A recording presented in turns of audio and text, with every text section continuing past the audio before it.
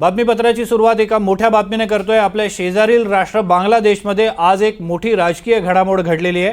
बांगलादेशमध्ये आज पंतप्रधान शेख हसीना यांना राजीनामा देऊन देश सोडून निघावं लागलं। देशातील परिस्थिती हाताबाहेर गेल्याने त्यांना हा निर्णय घ्यावा लागला।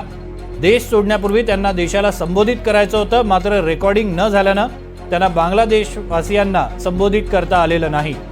गेल्या काही दिवसांपासून आरक्षणावरून बांगलादेशमध्ये नागरिकांकडून जोरदार आंदोलन सुरू आहे आणि एकूण जर परिस्थिती बघितली तर हे गृहयुद्धच आहे की काय अशी परिस्थिती निर्माण बांगलादेशमध्ये झालेली आहे। बांगलादेशमध्ये झालेल्या हिंसाचारात आतापर्यंत 300हून अधिक जणांचा तर 13 पोलिसांचा मृत्यू झाल्याचंही कळतंय।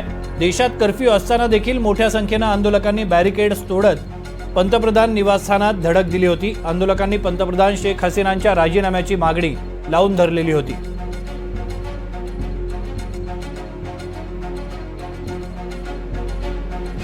शेख हसीनांच्या राजीनाम्याची मागणी आंदोलकांनी लावून धरलेली होती। मोठ्या संख्येने राजधानी ढाक्यामध्ये जनता रस्त्यावर उतरली होती। शेख हसीना या आपल्या बहिणीसह एका विशेष हेलिकॉप्टरनं सुरक्षित ठिकाणी रवाना झाल्याचं कळतंय। लष्कराकडून एक पत्रकार परिषद देखील घेण्यात आलेली आहे, ज्यामध्ये लष्कर प्रमुख म्हणालेले आहेत की देशाची सगळी सूत्र लष्कर आपल्या हाती घेणार आहे।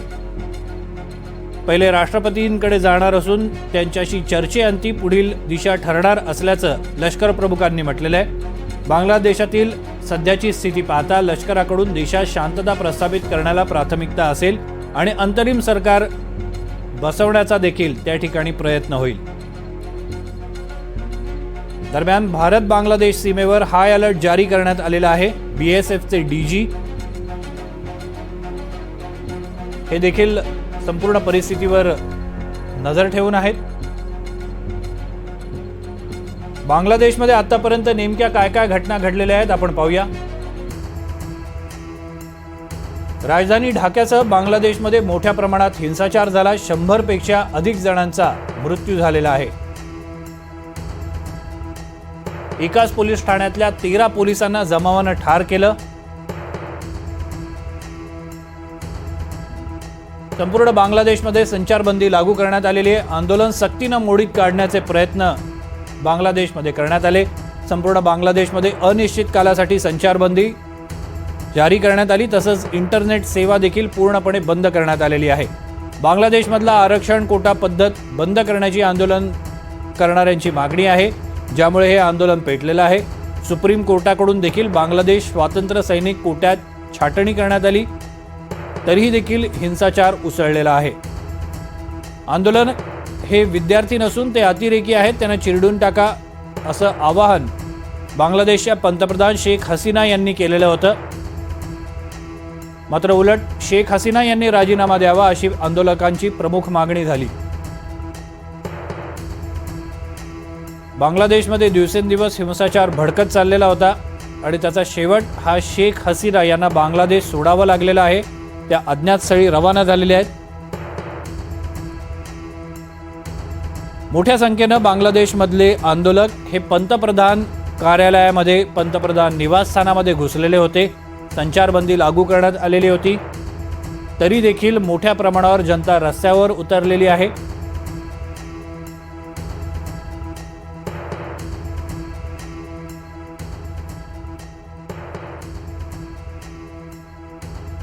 आपण महत्त्वाची घडामोड बघतोय। शेख हसीना यांचं विमान गेल्या अर्धा तासापासून अवकाशात आहे। यात विमानामध्ये शेख हसीना असल्याचं कळतंय। अर्धा तासापासून हे विमान अवकाशात असल्याचं कळतंय। शेख हसीना यांना बांगलादेश सोडावा लागलेला आहे। त्या आपल्या बहिणीसह ढाक्यातून रवाना झालेल्या आहेत। सुरक्षित ठिकाणी त्या रवाना झाल्याचं कळतंय। शेख हसीना यांचं विमान गेल्या अर्ध्या तासापासून अवकाशात असल्याची माहिती मिळते। आपण रूट बघतोय।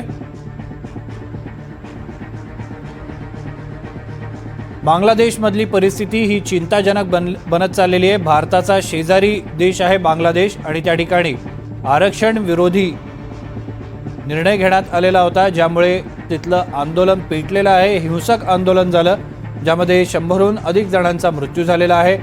13 पोलिसांचा देखील या आंदोलनात आतापर्यंत मृत्यू झालेला आहे। या संपूर्ण आंदोलनामुळे शेख हसीना यांना बांगलादेश सोडावा लागलेला आहे आणि त्या अज्ञात स्थळी रवाना झालेल्या आहेत. त्या कुठे जातात, कुठे आसरा घेतात हे पाहणं खूप उत्सुकतेचं ठरणार आहे. दरम्यान बांगलादेशमध्ये लष्करानं परिस्थिती आपल्या हातात घेऊन तिथली परिस्थिती शांत करण्याचा प्रयत्न केलेला आहे. राष्ट्रपतींना भेटून पुढची पावलं काय असावीत याबाबत निर्णय घेणार असल्याचं बांगलादेशमधील लष्करानं सांगितलेलं आहे. आपण हा मॅप बघतोय. मॅपच्या आधारे आपण जाणून घेण्याचा प्रयत्न करतोय की हे विमान जवळपास अर्धा तासापासून अवकाशात आहे. ते कुठे चाललंय याबाबत अधिक माहिती आपण जाणून घेऊया राजश्री वाघमारे यांच्याकडनं. राजश्री, काय अधिक माहिती मिळते? हे विमान जो आपण मॅप बघतोय, हे विमान कुठे चाललंय असं शक्यता वर्तवली जाते? सर, गेल्या अर्धा ते पाऊण तासापासून आपण हे विमान ट्रॅक करतोय आता, आणि एका वेबसाईटवरून हे विमान ट्रॅक केलं जातंय. या विमानाचा जर आपण ID पाहिला तर AJAX 1431 म्हणजे हे विमान बांगलादेशवरून निघालेलं आहे. एअरफोर्स, बांगलादेश एअरफोर्स असं या विमानाचं नाव आहे तिथे.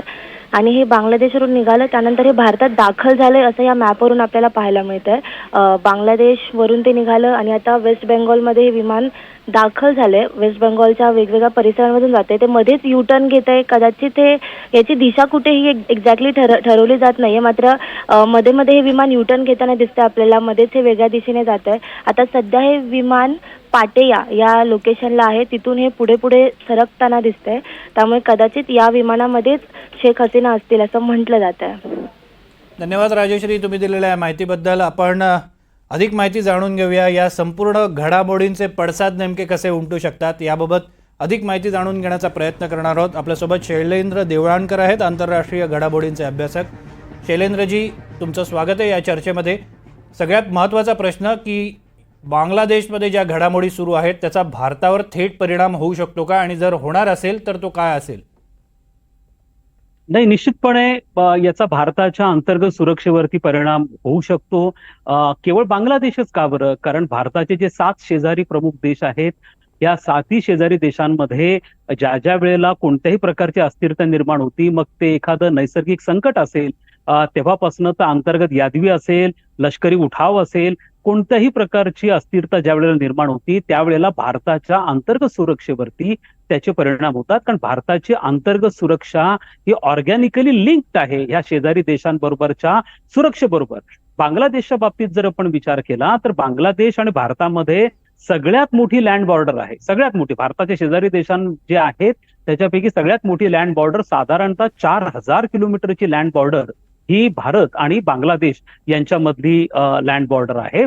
आणि त्यामुळे आपल्याला असं दिसून येतं की यामुळे मोठ्या प्रमाणावरती जर अशा स्वरूपाचा तिथं जर उठाव असेल किंवा प्रचंड मोठ्या प्रमाणात ध्रुवीकरण झालेलं असेल तर याच्यामधनं इन्फिल्ट्रेशन, निर्वासितांचे लोंढे हे भारतामध्ये देखील येऊ शकतात. हा अनुभव आपण यापूर्वी देखील अनुभवलेला. शैलेंद्र देवळाणकर आपल्यासोबत असणार आहेत, मात्र काही तांत्रिक कारणामुळे त्यांच्याशी असलेला संपर्क आपला तुटलेला आहे. मात्र ते सांगत होते की बांगलादेशमध्ये जी परिस्थिती निर्माण झालेली आहे त्याचा अर्थातच भारतावर देखील परिणाम होणार आहे. आणि जो त्यांनी चिंतेचा विषय या ठिकाणी मांडलेला आहे तो म्हणजे भारतातील जी सुरक्षा व्यवस्था आहे त्याच्यावर देखील कदाचित या सगळ्या घडामोडींचा परिणाम होऊ शकतो. सगळ्यात महत्त्वाची गोष्ट म्हणजे बांगलादेशमधले जे घाबरलेले नागरिक आहेत ते भारतामध्ये येऊ शकतात अशी देखील भीती आहे. आपण महत्त्वाची घडामोड बघतोय. बांगलादेशमधनं ही सगळी घडामोड आपल्याला बघायला मिळते. बांगलादेशमध्ये मोठं आंदोलन पेटलेलं आहे. आरक्षणाच्या संदर्भातलं हे आंदोलन आहे ज्यामुळे तिथल्या पंतप्रधान शेख हसीना यांना देश सोडावा लागलेला आहे. बांगलादेशमध्ये अराजक माजलेलं आहे. दरम्यान आतापर्यंत काय काय घडलंय ते आपण पाहूया. पंतप्रधान शेख हसीना यांनी बांगलादेश सोडलेला आहे. BSF कडून भारत बांगलादेश सीमेवर हाय अलर्ट जारी करण्यात आलेला आहे. BSFचे DG कलकत्त्यामध्ये दाखल झालेले आहेत. बांगलादेशमध्ये तणाव निर्माण झालेला आहे ज्यामुळे भारताच्या सीमेवर हाय अलर्ट जारी करण्यात आलेला आहे. पंतप्रधान शेख हसीना यांनी देश सोडलाय आणि या सगळ्या घडामोडींच्या दरम्यान BSFने हाय अलर्ट जारी केलेला आहे. BSFचे DG हे स्वतः कोलकातामध्ये दाखल झालेले आहेत. शेख हसीना या संपूर्ण आंदोलनामुळे बहिणीसह सुरक्षित स्थळी रवाना झालेल्या आहे. पुन्हा एकदा शैलेंद्र देवळाणकर यांच्याकडे जाऊया. शैलेंद्रजी, आपण बघतोय की एक मोठी उद्योग व्यवस्था देखील बांगलादेशमध्ये निर्माण झालेली होती. अनेक छोटी मोठी कामं ही आउटसोर्स केली जात होती बांगलादेशमध्ये. बांगलादेशचं हे नुकसान कुठे ना कुठेतरी इतर देशांना फायदेशीर ठरू शकतं का? लक्षात घ्या की बांगलादेशनी आपल्या स्वातंत्र्यानंतर विशेष करून बांगलादेशमध्ये ज्या वेळेला लोकशाही अस्तित्वात आली आणि बांगलादेशनी आपल्या आर्थिक विकासासाठी आर्थिक उदारीकरणाचा मार्ग स्वीकारला आणि गेल्या 10 वर्षांमध्ये या इस्लामिक देशाने अत्यंत सिस्टमॅटिकली आपली आर्थिक प्रगती घडवून आणली. आज बांगलादेशचा जो निर्यात आहे ती निश्चितपणे खूप मोठ्या प्रमाणावरती आहे. त्यांचा आर्थिक विकासाचा दर हा 4 ते 5% आहे. त्यांचा फॉरेक्स म्हणजे फॉरेक्स एक्सचेंज रिझर्व्ह त्यांचा जो आहे तो कम्फर्टेबल आहे. आणि जर तुम्ही पाकिस्तान बरोबर त्यांची तुलना केली तर निश्चितपणे बांगलादेशची आर्थिक परिस्थिती वाखाणण्यासारखी आहे. त्यामुळे अनेक इस्लामिक देशांसाठी बांगलादेश आदर्श होता. विशेष करून गार्मेंट्सच्या बाबतीमध्ये आज मोठ्या मोठ्या युरोपियन मॉल्समध्ये, अमेरिकन मॉल्समध्ये तुम्हाला बांगलादेशकडनं बनलेले गार्मेंट्स हे मोठ्या प्रमाणात दिसून येतात. त्यामुळे जेव्हा अशा स्वरूपाची अस्थिरता निर्माण होते, मोठी आंदोलनं होतात आणि त्यामध्ये काही गार्मेंट फॅक्टरीज देखील जाळून टाकल्या गेल्या, अशा परिस्थितीमध्ये निश्चितपणे त्याचा आर्थिक विकासावरती नकारात्मक परिणाम होतो. आपल्या पुढे श्रीलंकेचं उदाहरण आहे. श्रीलंकेमध्ये अशाच प्रकारची परिस्थिती निर्माण झाली होती आणि त्यांच्या अध्यक्षांना देखील पलायन करावं लागलेलं होतं आणि त्याचा परिणाम हा श्रीलंकेवर मोठ्या प्रमाणावर झाला. आणि भारताला श्रीलंकेला तांदूळ असेल, गहू असेल, पेट्रोल डिझेल असेल या स्वरूपाची साधारणतः 3 अब्जची मदत ही भारताला करावी लागली. आज तीच परिस्थिती बांगलादेशच्या बाबतीमध्ये आहे. जर या परिस्थितीवर लवकरात लवकर नियंत्रण प्रस्थापित केलं गेलं नाही तर निश्चितपणे त्यांच्या अर्थव्यवस्थेवरती त्याचे नकारात्मक परिणाम होतील. आणि बांगलादेशमध्ये आता बेरोजगारीचा प्रश्न तिथल्या युवकांना मोठ्या प्रमाणावरती सतवतो आहे आणि त्यामुळे याच्यामध्ये वाढ होण्याची शक्यता नाकारता येत नाही जर हे आंदोलन आणखीन चिघळलं तर. आपल्यासोबत निवृत्त कर्नल सतीश ढगे देखील आहेत. आपण त्यांच्याकडनं देखील अधिक माहिती जाणून घेण्याचा प्रयत्न करणार आहोत. सतीशजी, तुमचं या चर्चेमध्ये स्वागत. सगळ्यात महत्त्वाचा प्रश्न जो या घडीला सतावतोय, ज्याचा उल्लेख शैलेंद्र देवळाणकर यांनी देखील केला, तो म्हणजे अंतर्गत सुरक्षेचा. बांगलादेशमधून मोठ्या प्रमाणात निर्वासित हे भारतामध्ये येण्याची शक्यता आहे. तुम्ही या परिस्थितीकडे कसं बघतात? तुमचं आकलन काय आहे? नक्कीच देवळाणकर सरांनी जे विश्लेषण त्या ठिकाणी केलेलं आहे त्याच्याच कंटिन्युएशन मध्ये मी त्या ठिकाणी जाईल की खऱ्या अर्थानं मागच्या कित्येक दशकांपासून आपण पाहिलं की बांगलादेश सोबतच्या ज्या सीमा आहेत, ज्या भारताची सटीक सीमा आहेत, दीज आर दी पोरस बॉर्डर्स. आणि त्याच्यामुळे अत्यंत मोठ्या प्रमाणावर बांगलादेशमधून जे आहे निर्वासितांचे लोंढे हे भारतामध्ये येऊ शकतात. आणि मागच्या काही दशकांमध्ये आपण पाहिलेलं आहे की त्याच्यामुळे किती मोठा एक प्रकारे जे आहे अंतर्गत सुरक्षिततेचा प्रश्न भारतासमोर निर्माण होतो हे मागच्या काही दशकांमध्ये आपण त्या ठिकाणी पाहिलेलं आहे. आणि आज घडीला जशी अराजकतेची परिस्थिती तिथे निर्माण झालेली आहे, ज्या प्रकारची गरिबी आहे, ज्या प्रकारचं बेरोजगारी त्या ठिकाणी, आणि त्याहून महत्वाचं माझ्या मते एक प्रकारे पाकिस्तान समर्थित वेगवेगळ्या प्रकारच्या इस्लामिक दहशतवादी संघटनांची सुद्धा एक प्रकारे जे आहे त्याला सपोर्ट या सगळ्या आंदोलनाला आहे असं जर मी म्हटलं तर ते चुकीचं ठरू नये. आणि याचा एकत्रित परिपाक जर आपण पाहिला तर यातून मोठ्या प्रमाणावर जे निर्वासितांचे लोंढे आहेत ते भारतामध्ये येऊ शकतात आणि त्यातून भारताच्या अंतर्गत सुरक्षिततेला मोठे प्रश्न निर्माण होऊ शकतात.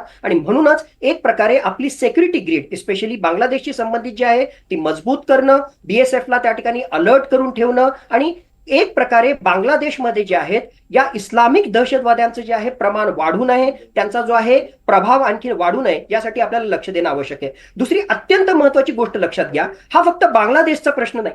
एक प्रकारे जे आहे भारताची पॉलिसी राहिलेली आहे नेबरहुड फर्स्ट, म्हणजे आपली जी शेजारी राष्ट्र आहेत त्यावर आपण जे आहे आपलं लक्ष केंद्रित करतो. तर दुसऱ्या बाजूला एक प्रकारे चायनानं जे आहे एन्सर्कलमेंट पॉलिसीच्या अंतर्गत आपल्या सभोवतालची जी देश आहेत त्या ठिकाणी मिलिटरी प्रेझेन्स, त्या ठिकाणी फायनान्शियल प्रेझेन्स कसा प्रस्थापित करता येईल आणि त्याच्या माध्यमातून जे आहे भारतावर कसा दबाव निर्माण करता येईल यासाठी त्यांनी प्रयत्न केलेले आहेत. काही अंशी चायना त्यामध्ये यशस्वी झालेला आपल्याला दिसतोय. श्रीलंका असो, पाकिस्तान असो, अफगाणिस्तान असो, म्यानमार मधलं हुंता म्हणजे एक प्रकारे तिथलं लष्करी राजवट त्या ठिकाणी असो, आणि हे सगळं काय कमी होतं त्यात भरीच भर म्हणून आता अशांत बांगलादेश यामध्ये सुद्धा त्या ठिकाणी भर झालेली आहे. एकूणच परिस्थिती पाहता भारताच्या सुरक्षिततेला येणाऱ्या काळामध्ये खतरा हा याच्यामुळे वाढणार आहे. पुन्हा एकदा शैलेंद्रजींकडे जातो. शैलेंद्रजी, आपण त्यांच्याकडे जाणार आहोत, मात्र ढगे सरांकडे पुन्हा एकदा जाऊया. एक गोष्ट या ठिकाणी जाणून घेणं किंवा त्याच्याकडे पाहणं हे खूप गरजेचं आहे. ते म्हणजे शेख हसीना आणि पंतप्रधान नरेंद्र मोदी यांचे अत्यंत सलोख्याचे संबंध गेल्या काही वर्षांमध्ये निर्माण झालेले होते. बांगलादेशने ज्या पद्धतीनं प्रगती केलेली होती, भारतानं देखील त्यांना चांगल्या पद्धतीनं सहकार्य केलेलं होतं, अशी शक्यता वर्तवण्यात येते. की शेख हसीना या भारतामध्ये येतील, भारतानं जर त्यांना आश्रय दिला तर नेमकी परिस्थिती कशी असेल असं तुम्हाला वाटतं? वेगवेगळ्या प्रकारचे कयास त्या ठिकाणी बांधल्या जात आहेत. त्रिपुरा पोलिसांच्या म्हणण्याच्या अनुसार ऑलरेडी त्या अगरतलामध्ये त्या ठिकाणी आलेल्या आहेत, त्यांचं चॉपर तिथं आलेलं आहे त्यांच्या बहिणीसोबत, अशी बातमी त्या ठिकाणी येते. काही असे कयास त्या ठिकाणी बांधले जात आहेत की व्हाया इंडिया त्या लंडनला त्या ठिकाणी जातील आणि लंडनमध्ये राजाश्रय घेतील. ऑलरेडी आता बांगलादेशमध्ये येणाऱ्या 48 तासामध्ये अंतरिम सरकार त्या ठिकाणी स्थापन होणार आहे. आणि तुम्ही जसं म्हटले, माझ्या मते फक्त नरेंद्र मोदी यांचंच जे आहे बांगलादेश सरकारशी फार सलोख्याचा आहे अशातला भाग नाही. आवामी लीग सरकार जे आहे त्यांच्याशी भारत सरकारचे जे आहे नेहमीच सलोख्याचे संबंध राहिलेले आहेत. एक प्रकारचं शेख हसीना सरकार हे भारत धार्जिनं सरकार असं त्या ठिकाणी मानलं जातं. आणि आतापर्यंतचा इतिहास पाहिला तर ज्यावेळेस आपले मित्र राष्ट्र किंवा काही महत्वाचे नेते जे आतापर्यंत भारताला सपोर्टमध्ये होते, ते ज्यावेळेस त्यांचे म्हणजे एक प्रकारे खतऱ्यामध्ये राहिले आहेत किंवा संकटामध्ये राहिलेले आहेत, त्यांना सपोर्ट करणं ही भारताची आतापर्यंत नीती राहिलेली आहे. जर शेख हसीना त्यांना तशी गरज वाटली आणि त्यांनी भारताकडे राजाश्रय मागितला तर माझ्या मते त्यांना राजाश्रय देण्याचा सुद्धा विचार सध्याचं सरकार त्या ठिकाणी करू शकतं. पण आज घडीला तरी माझ्या मते त्या लंडनला जाऊ शकतात किंवा सध्या त्रिपुरामध्ये आलेल्या आहेत, अशा प्रकारच्या बातम्या आपल्याकडे येत आहेत. मात्र डिप्लोमॅटिक पद्धतीनं जर ही सगळी परिस्थिती भारताला हाताळायची असेल, कारण आपण बघतोय की बांगलादेशची निर्मिती असेल तेव्हापासून भारतानं सातत्यानं बांगलादेशला मदत केलेली आहे. वेगवेगळ्या पद्धतीनं वेगवेगळ्या पातळीवर भारत मदत करत आलेला आहे. मात्र जर आत्ताच्या घडीला शेख हसीना यांना जर भारतानं मदत केली तर आंतरराष्ट्रीय दबाव हा भारतावर येईल, ही 100% सत्य गोष्ट आहे. अशा परिस्थितीत भारताचं पाऊल काय असावं असं तुम्हाला वाटतं? खरं जर पाहिलं तर बांगलादेशचा जन्मच हा मुळात भारतामुळे झाला असं जर मी म्हटलं तर चुकीचं ठरू नये. कारण आपल्याला माहिती आहे की ईस्ट पाकिस्तान आणि वेस्ट पाकिस्तान, आणि हा पूर्वाश्रमीचा ईस्ट पाकिस्तान, त्यामध्ये वेस्ट पाकिस्तान म्हणजे आज घडीच्या पाकिस्तान तर्फे जो काही अन्याय होत होता त्या अन्यायातूनच कुठेतरी त्या अन्यायाला वाचा फोडण्यासाठी तिथल्या लोकांनी जो उठाव केला त्याला आपण सपोर्ट केला, भारतानं सपोर्ट केला. म्हणूनच 1971 मध्ये बांगलादेशची निर्मिती झाली. म्हणून बांगलादेश आणि भारताचे सलोख्याचे संबंध आहेत हे तर सगळ्या जगाला त्या ठिकाणी माहिती आहे, पहिली गोष्ट. दुसरी गोष्ट, जी बांगलादेशमध्ये परिस्थिती निर्माण झालेली आहे त्या बांगलादेशच्या परिस्थितीवर अतिशय बारकाईनं लक्ष ठेवणं आणि त्याचबरोबर ही परिस्थिती किती लवकरात लवकर निवळण्यात येईल किंवा कशा प्रकारे त्या ठिकाणी डेमोक्रेसी प्रस्थापित होईल ही टॉप मोस्ट प्रायोरिटी भारताची त्या ठिकाणी असणार आहे. त्याचबरोबर त्या परिस्थितीमधून जी आहे भारताच्या सुरक्षिततेला खतरा निर्माण होऊ नये ही सुद्धा जी आहे एक टॉप मोस्ट प्रायोरिटी भारताच्या समोर त्या ठिकाणी असणार आहे. म्हणून या सगळ्या अनुषंगानं तिथल्या परिस्थितीवर अत्यंत बारकाईनं नजर ठेवणं, वेट अँड वॉच पॉलिसी त्या ठिकाणी ठेवणं आणि जर गरज पडली तर बांगलादेशच्या सरकारला एक प्रकारे मदत करणं, डेमोक्रेसी प्रस्थापित करण्यासाठी एक प्रकारे मदत करणं, तिथल्या अर्थव्यवस्थेला उभारी देण्यासाठी आणि एक प्रकारे मदत करणं तिथल्या अराजकतेला शांत करण्यासाठी, अशी पॉलिसी जी आहे नक्कीच भारताची येणाऱ्या काळामध्ये असणार आहे. धन्यवाद सतीशजी, तुम्ही या चर्चेमध्ये सहभागी झालात. आपण बघतोय की बांगलादेशची ही परिस्थिती भारतासाठी देखील तितकीच चिंताजनक बनत चाललेली आहे. याचे पडसाद फक्त एकटा भारत नाही तर आशिया खंडातील विविध देशांवर पडणार आहेत. मात्र मुख्य चिंतेची बाब ही भारतासाठी असणार आहे, कारण भारताचा बांगलादेश हा मित्र राष्ट्र किंवा शेजारी राष्ट्र आहे.